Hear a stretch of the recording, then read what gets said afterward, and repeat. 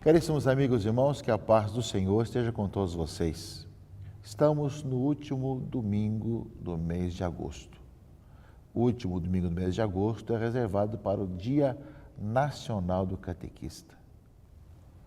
Dia Nacional do Catequista, dentro do mês vocacional que ora encerramos, nos fala de um trabalho muito importante, uma missão muito importante na igreja, que são os nossos catequistas. Eu creio que depois de termos contemplado e rezado pelas vocações dos ministérios ordenados, episcopado, presbiterato, diaconato, depois temos rezado pela vocação à vida de família, iniciado pelo Dia dos Pais e a Semana Nacional da Família.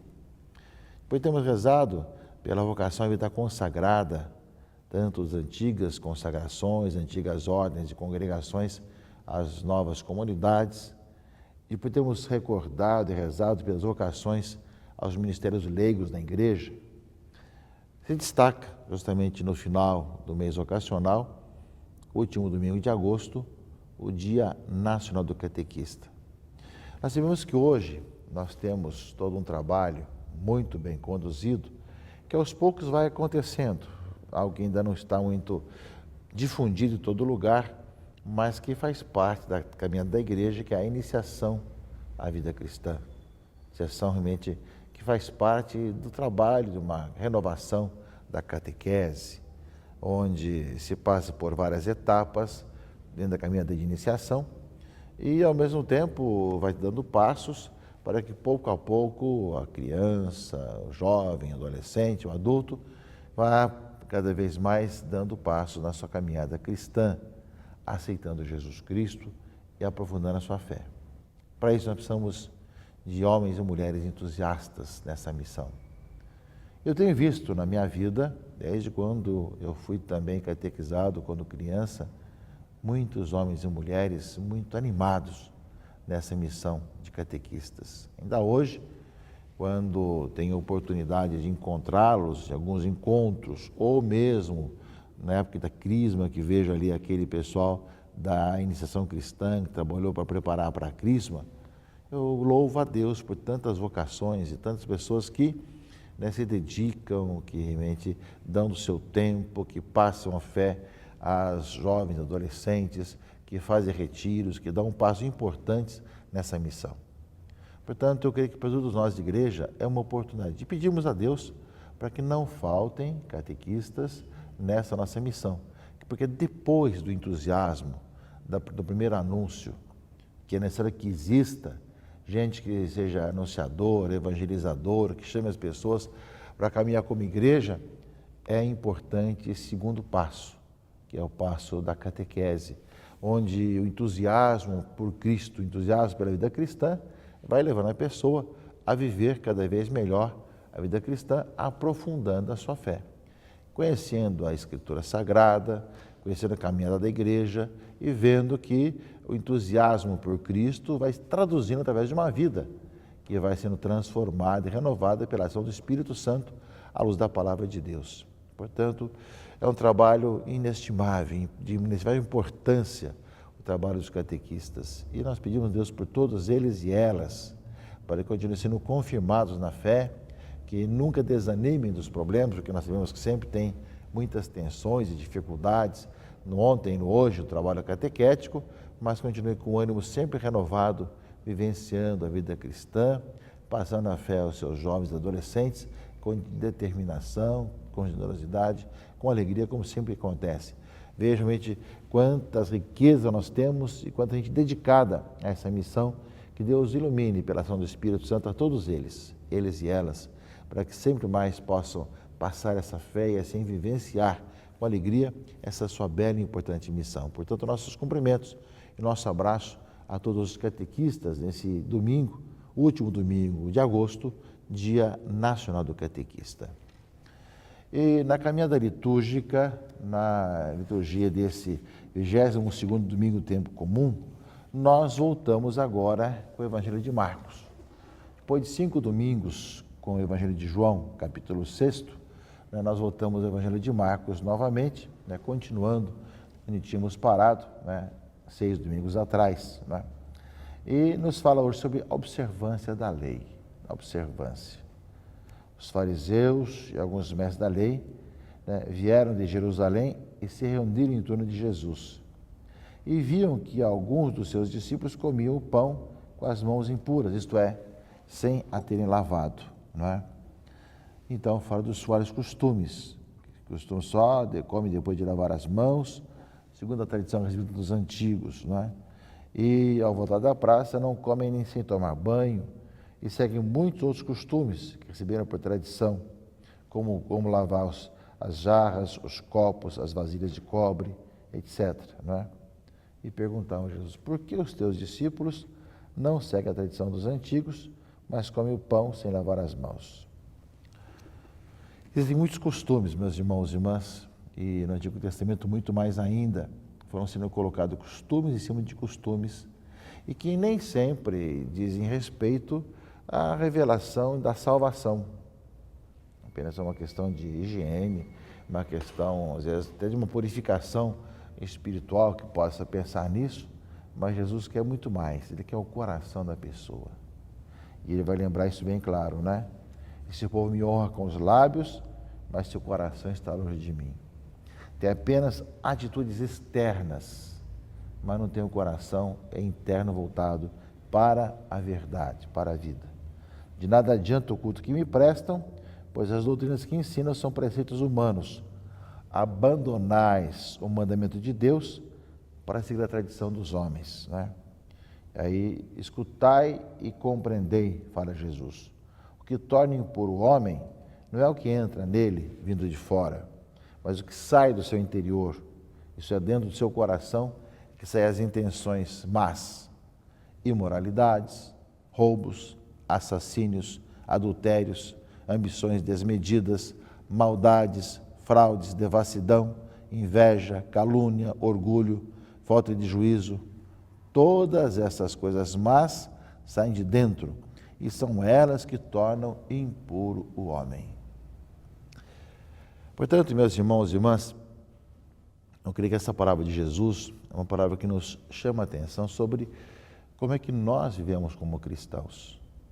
Porque no passado, como no presente, às vezes há uma tendência de nós colocarmos um peso maior numa atitude externa, que pode ser de um jeito ou de outro, e não valorizarmos aquilo que é o mais importante, que é a vida cristã na sua originalidade, que leva a pessoa a ter uma nova vida, a viver uma vida temente a Deus e amando o seu próximo e fazendo bem ao outro. Às vezes nós falamos mal do outro, fazemos mal ao outro por questões de exterioridade e não buscamos realmente andar no caminho do Senhor para amar o próximo, fazer o bem ao outro.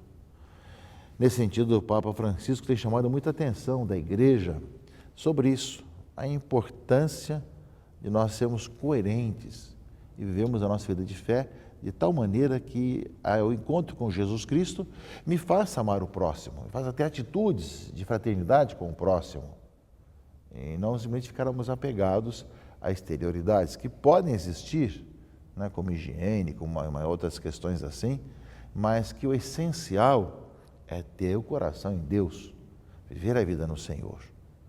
Eu creio que nesse aspecto, não só naquela época de Jesus, mas também hoje, nós temos muitas situações que nos fazem pensar até que ponto essas pessoas que às vezes ficam apegadas às coisas externas e às vezes matam o seu irmão na difamação, nas coisas, até que ponto são cristãos, até que ponto isso leva a uma construção de um mundo melhor e mais justo.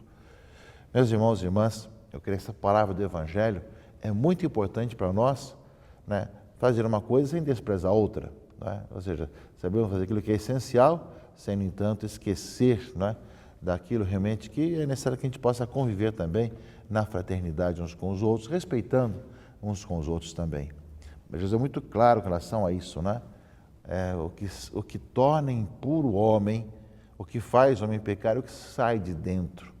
A sua maldade, a sua malícia, as suas ruindades dentro do coração. Isso que mancha o homem. É bem claro o Evangelho. Nesse sentido também, meus irmãos e irmãs, O Deuteronômio, leitura primeira desse 22º domingo, também nos fala das leis e os decretos que eu vos ensino a cumprir, para que fazendo-o, vivais e entreis na posse da terra prometida. Ou seja, eu vos ensino a cumprir, fala aqui a palavra de Moisés ao povo de Deus. Aquilo que ele passa enquanto leis é para que se cumpra, que se coloque em cumprimento, não é? Nada acrescenteis daquilo, a palavra que eu vos digo. Vós os guardareis e poreis em prática, porque nele está a vossa sabedoria. Guardar os mandamentos e colocar em prática. E isso fala justamente, fala que dessa forma vão demonstrar que um povo de Deus tem uma revelação toda particular. É sábia e inteligente essa grande nação, pois qual é a grande nação cujos deuses lhe são tão próximos como o Senhor nosso Deus, sempre que o invocamos? E que nação haverá tão grande, que tenha leis e decretos tão justos como esta lei que hoje vos põe diante dos olhos? Já no Antigo Testamento, aparecia aquilo que é a revelação do Senhor, que Ele nos mostra, é importante para a nossa vida, que é próprio da revelação da vontade de Deus. Isso causa admiração, porque se vê realmente a beleza e a importância disso. Portanto, aquilo que no Evangelho nos fala Jesus, colocar em prática, já aparece no Deuteronômio. Embora tivesse já no Deuteronômio, nem sempre assim se observou no Antigo Testamento. A mesma coisa acontece no Novo Testamento. Jesus disse com muita clareza isso, mas nem sempre se observa também. Cabe a nós pedirmos ao Senhor de nós realmente escutarmos a palavra, deixarmos conduzir pela ação do Espírito Santo e colocarmos em prática a palavra do Senhor. E nós começamos a ler por alguns domingos, na segunda leitura, a carta de São Tiago. Começamos a ler hoje, e dizendo justamente que tudo Deus nos dá, tudo o Pai das luzes nos dá essa dádiva, e ao mesmo tempo, né, Ele nos gerou pela palavra, e para nós recebermos com humildade essa palavra que foi implantada em nós, que é capaz de salvar as nossas vidas, não é? E aqui tem a frase-chave que liga com as outras duas leituras. Todavia, sede praticantes da palavra e não meros ouvintes, enganando-vos a vós mesmos. E continua, a religião pura e sem mancha diante de Deus, Pai, é esta: assistir os órfãos e as viúvas em suas tribulações e não se deixar contaminar pelo mundo. Então, São Tiago, meus irmãos, coloca com clareza isso. Nós sejamos praticantes e não meros ouvintes. A religião pura é aquela que faz o bem ao outro, ao pobre, ao necessitado, ao órfão, à viúva, aqueles mais desamparados, ou como gosta de lembrar o Papa Francisco, justamente àqueles que estão nas periferias existenciais, aos mais frágeis. Portanto, uma palavra de hoje que é um questionamento sobre como é que nós escutamos e colocamos em prática a palavra de Deus e que valor nós damos a essa prática da palavra do Senhor em nossa vida. Que nós, meus irmãos e irmãs, escutemos com atenção nesse final de semana a palavra do Senhor, rezando pelos nossos catequistas, que justamente têm essa bela e importante missão de levar os nossos jovens, adolescentes e adultos a viverem a palavra de Deus e a serem bons cristãos. O Senhor nos dê também essa graça a cada um de nós, para que, vivendo o dia do Senhor e escutando a sua palavra, coloquemos em prática, não sejamos apenas meros ouvintes, ou apenas que decoraram a palavra de Deus, mas que nós a vivamos amando o próximo, fazendo bem ao outro, dando sinais de quem realmente encontrou-se com Deus, que é amor e que é capaz de amar o próximo, por mais diferente que ele seja, e amar e perdoar. Que o Senhor nos dê sempre essa graça, essa abertura de coração, para assim vivermos, crescemos irmãos e irmãs. E que, ao mesmo tempo, sejamos testemunhas do Senhor, né, que está presente, vivo no meio de nós. Bom domingo a todos, uma boa semana, e que esse mês de agosto, mês vocacional, tenha marcado a nossa vida e a nossa caminhada. Vamos ver depois de setembro, que é o mês da Bíblia, uma oportunidade de vermos a importância da palavra de Deus em nossa vida. Abençoe-vos o Deus Todo-Poderoso, Pai e Filho e Espírito Santo. Amém.